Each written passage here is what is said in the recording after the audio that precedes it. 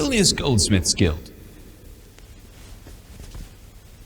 There once was a man named Vilnius who made cups. Sturdy, pretty one. The only problem was, there were tens of cup makers in the city, and wouldn't it be nice if there were fewer competitors? So Vilnius called his colleagues together and made a proposal. Dear friends, let's form an association. Everyone agreed. They even drew up a charter. From now on, only association members could make cups. They would regulate prices as they saw fit, and everyone else and their cups could go to, well, you know where. The next day, Vilnius paid a visit to the minister in charge of the economy, who read the charter. So, you want to take over the cup market? Good for you, that's the way to go. In today's Lithuania, this would be scandalous, but several centuries ago, monopolizing the market was almost considered normal. That's why craftsmen established guilds, and the Grand Duke even extended special privileges to them.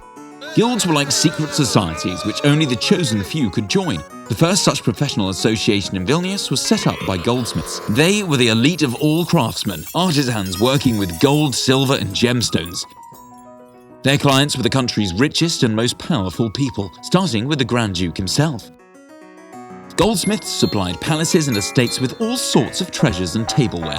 Noblemen commissioned gilded shields and weapons. Churches, both Catholic and Orthodox, purchased luxurious religious artifacts and other beautiful things. When the guild was established, most Vilnius goldsmiths were German: Peter, Clemens, Nikolaus, Han, Johann, Konrad, and others. And when Grand Duke Alexander Jagiellon's wife, Helen, arrived in Vilnius from Moscow, she brought with her a goldsmith named EDITA. It was Alexander Jagiellon who granted privileges to the Vilnius Goldsmiths Guild. Basically, he gave them the right to avoid competition. Any goldsmiths who weren't members of the guild could no longer officially work in the capital, but some of them ignored the restrictions, leading to numerous conflicts later on. And just how did one become a member of such a prestigious club? Novices had to train for at least 3 years, and only then become apprentices. Candidates wanting to become master craftsmen had to pass a test. They had to create a mug, a stamp etched with a helmet, and a gem-studded ring. Their work was judged by both the guild elder and the Vilnius magistrate, because becoming a master also meant becoming a citizen of the city. The Vilnius Goldsmiths Guild had its own stamp, flag, drum, and weapons. Its members also had the obligation to assemble in a general meeting 4 times every year. They also had to pray together in the guild's chapel. If you missed a service or came late, you paid a fine. At each meeting, there were certain rituals to observe.